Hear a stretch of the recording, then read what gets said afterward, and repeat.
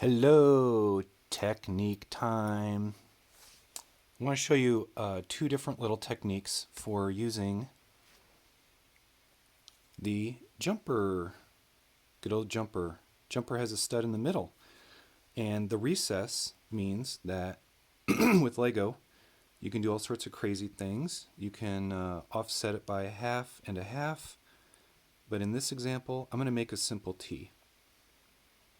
So if I had a 1/2 offset, putting this now in the middle of this even numbered 1/4, the question always arises, how do you reinforce it from the opposite side?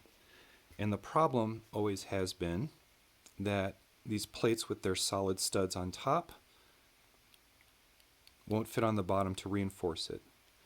But there's two different ways you can get around this, and I'm going to show you two of them. So I'm going to just complete this little thing here very quickly. And when we get to this point, this is where you can't lock it in and reinforce it. It's just not going to work. So one way around that is to have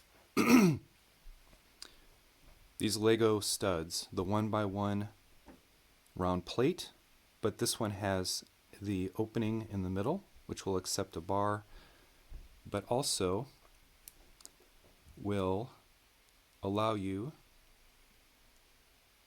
to lock it in the middle, which means that if I add another layer in, which is now 1 brick high or 3 plates, I can go ahead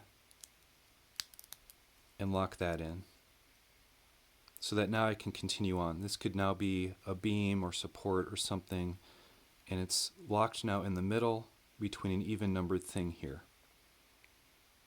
Okay, so that's pretty handy. However, it's pretty thick. You have 1, 2, 3 plates.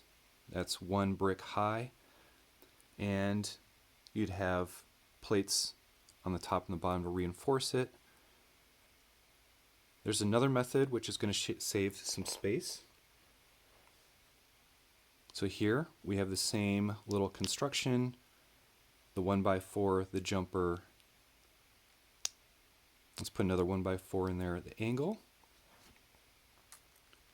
And if I come in here and go ahead and make this flush again, there's 1, there's 2.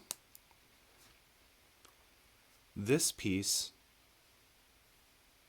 is going to be key. It's a plate, but it has rounded edges. It has 2 studs, but they're open, which means that this plate almost works in conjunction with the jumper to where I can now go straight into that one piece there. You can see the underneath side has pegged in 1, 2 instead of 3. And there's the original solution using the stud with hole. This new element saves a little bit of space on the other one and has a bit of a cleaner look, and everything is locked in. Okay? So depending on which pieces you might have, this would get you by, but I think that this is a more elegant solution